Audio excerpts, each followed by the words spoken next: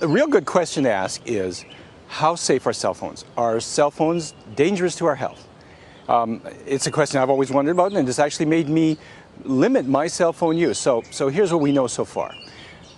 We live in a time now of unprecedented exposure to all sorts of electromagnetic radiation.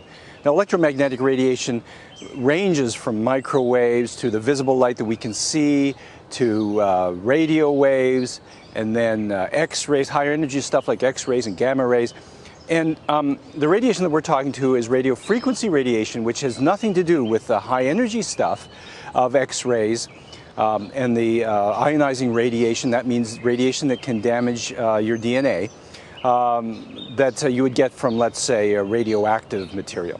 So we're talking about the lower energy radio frequencies that we can't see, but we're surrounded by them. I mean, think about it: radios, television signals, and all of the cell phones signals, tens of millions of cell phones being used just in Canada. So the question is, how dangerous is it? And you know, lots of studies have been done so far. There was a huge one done in Denmark, 420,000 people studied, 50,000 of them who had used their cell phones for over 10 years. And nothing was found to indicate that it was harmful to your health. No extra head and neck cancers, no cancers of the salivary gland next to where the cell phone was being held. Nothing definitely linking cell phone use with cancer. Now, some of the criticisms of that study could indicate that the cell phone users were not using it very often. They were only using it for short periods of time. And lots of people are using cell phones for extended periods of time, for their work, as they walk along the street, and many times a day.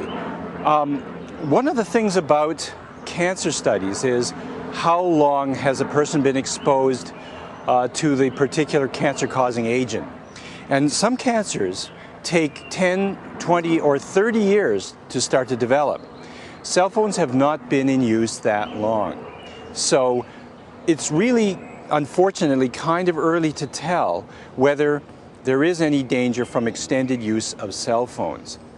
If you want to play it safe, use an earpiece. It's the antenna that's the problem, because you're holding this receiver and this transmitter right next to your head. So the closer you are to the antenna, to this receiver transmitter, the more exposure you have to these radio frequency radiation. If you want to put it somewhere else, then you could say, well, gee, if I put the cell phone on my belt and then have an earpiece, am I not exposing other parts of my body to it? Good question. I'm not sure. No one's ever done any studies on that. There are shielding devices that you can buy. Their shielding devices have not been shown to be effective, and in fact, by shielding the antenna, they may be encouraging stronger exposure to this radio frequency radiation, because the signal has to be boosted to be able for you to be able to communicate. So don't waste your money on the shielding devices. Go outside to use the cell phone. Anybody who uses a cell phone knows that the less stuff you have in between, the clearer the signal. And that's newer cell phones are a lot more sensitive than the old ones, a lot better than the ones used 15, 20 years ago. Mobile phones were really quite crude in those days. But try to go outside. It means that there is a relatively unimpeded signal between you and the antenna.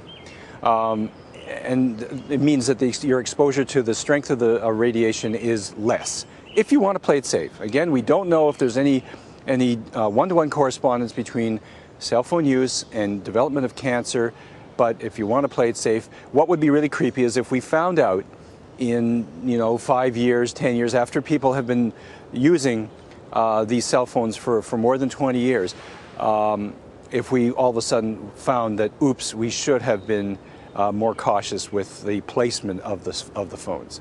So play it safe. I think if you use your cell phone for a long period of time and you're concerned about this, use an earpiece.